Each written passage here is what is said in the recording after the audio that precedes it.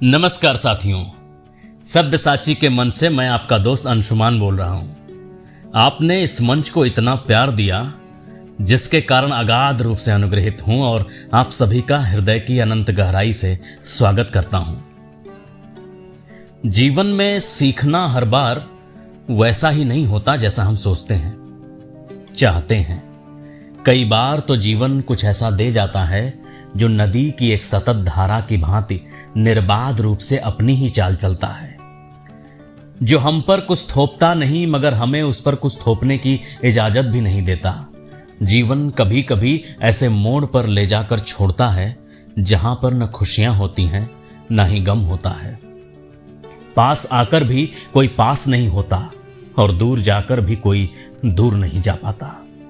हाय रे किस्मत, तुझे कोश भी ना पाऊं और तुझसे रूठ भी ना पाऊं। ये कैसी बेबूझ पहेली, कैसा है ये दंश। न मिलन हुआ न हुई जुदाई, किस्मत कैसी भरमाई। तू तो मुझको मिला नहीं, फिर तू कैसे जुदा नहीं। तू तो मुझको मिला नहीं, फिर कैसे तू जुदा नहीं। इसी बेबसी को दिल के किसी कोने कातर में छिपाए चलिए सुनते हैं आज अनुप्रिया की कहानी का वो राज, जो मनाली की वादियों के बीच सौंदर्या के सौंदर्य में समा जाता है, जो छोड़ जाता है हमें किंग कर्तव्य विमोड़।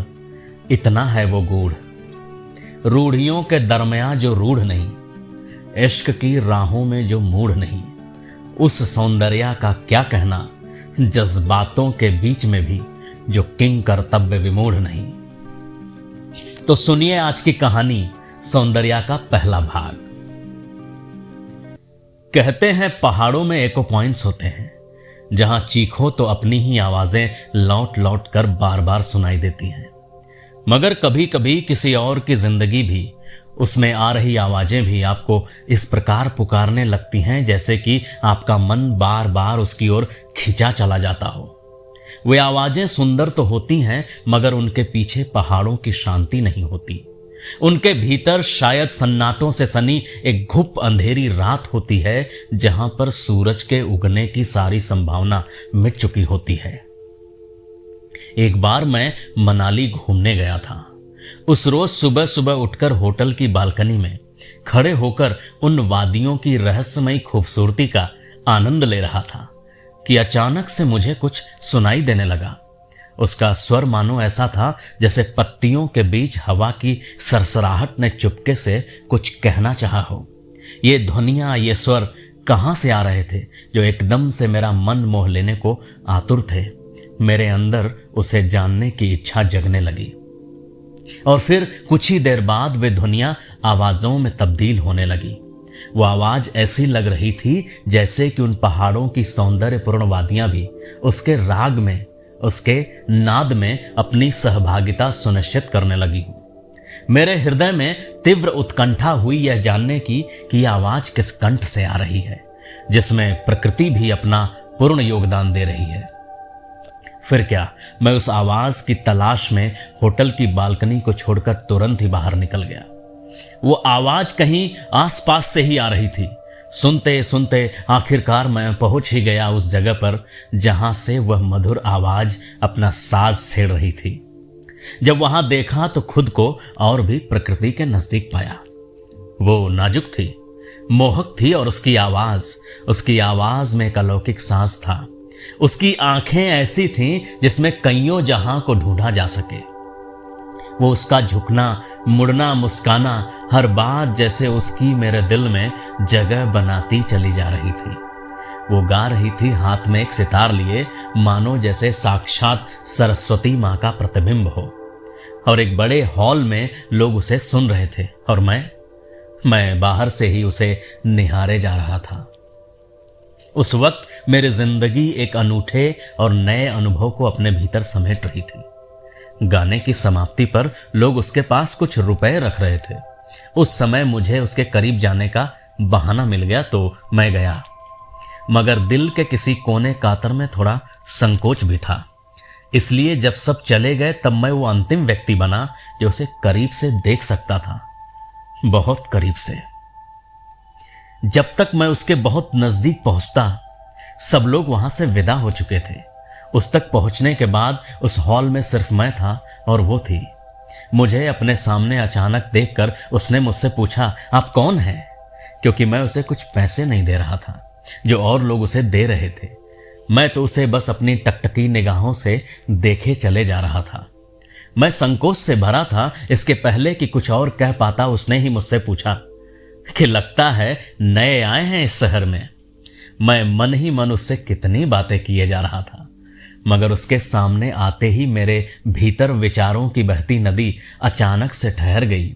फिर भी मैंने हिम्मत जुटाई और अपनी बाहर की चुप्पी को तोड़ते हुए कहा, जी हाँ, मैं यहाँ घूमने आया हूँ। आपकी आवाज सुनी तो ठिठक सा गया, खुद को फिर रोक नहीं पाया। इस पर वो मुस्कुराते हुए पीछे मुड़ी और बिना रुके चलती चली गई। पीछे मुड़कर उसने तो बिल्कुल देखा ही नहीं। मुझे कुछ समझ नहीं आया। मैंने ऐसा क्या कह दिया कि वो बेबूझ पहेली की तरह अचानक वहां से गायब हो गई। उसके बाद तो मैं लगातार उसे पुकारता रहा कि सुनिए सुनिए, फिर कब गाना गाएंगी आप, फिर कब आएंगी आप। मगर देखते ही देखते मेरी आंखों के सामने ही वो ओझल हो गई। मुझे कुछ समझ नहीं आया और फिर पूरा दिन मैं उसकी तलाश में घूमता रहा, फिरता रहा, पर वो कहीं ना मिली, वो कहीं ना दिखी। रात जब सोने गया तो आंखें बंद होने पर उसकी आवाज फिर से कानों में गूंजने लगी। सोचने लगा कि उसका चेहरा ज्यादा खूबसूरत था या उसकी आवाज। दिल तपाक से बोल उठा, दोनों। मैं बहुत कुछ सोचने में लगा हुआ था। मैं निर्णय नहीं कर पा रहा था कि मनाली में आकर मुझे क्या क्या खास मिला। एक और प्रकृति अपना सौंदर्य, अपना बाहरी रूप दिखाकर मेरा मन मोहे जा रही थी, तो दूसरी ओर वो लड़की, उसकी खूबसूरती, उसके हाव भाव मुझे अपनी ओर आकृष्ट किए जा रहे थे। इन्हीं उधेड़ बुनों के अंतहीन जाल में फंसे कल सुबह एक और मुलाकात की आस लिए मैं बिस्तर पर लेट गया और बिस्तर ने मेरे मन के गलियारों में चल रहे शोर शराबों को कुछ ही पल में शांत कर दिया। फिर अगली सुबह मैं नींद में ही था कि मेरे कानों में ढोलक के बजने की आवाज सुनाई देने लगी, जिससे अचानक मेरी नींद खुल गई। ढोलक की आवाज के साथ धीरे धीरे उसकी भी आवाज सुनाई देने लगी। मैं तुरंत बिस्तर से उठ गया और भागा भागा फिर वहीं पहुंच गया जहां से ये आवाजें आ रही थीं। पहुंचकर देखा कि ढोलक बज रही है, कुछ बच्चे हैं जो नाच रहे हैं और वो लड़की भी उन्हीं के पास बैठी हुई है। किसी बात पर कभी हाँ में सिर हिलाती तो कभी किसी बात पर ना में। शायद कुछ सिखा रही थी उन सबको, कुछ बता रही थी उनको। वास्तव में मैं उस लड़की के बारे में बहुत कुछ जानना चाहता था। मुझे पता नहीं है मैं क्यों जानना चाहता था। जैसे कि जब तक उसके बारे में जान नहीं लेता मेरी बेचैनी दिल की शांत नहीं होती। कई बार कोशिश भी की उससे बात हो जाए, पर वो मुझे अनदेखा कर जाती, शायद अजनबी समझकर या फिर जानबूझकर। आज के लिए इतना ही। जल्दी मिलेंगे कहानी के दूसरे भाग को लेकर। तब तक के लिए कहानी को बार बार सुने और इंतजार की घड़ी को और मीठा बनाए। धन्यवाद।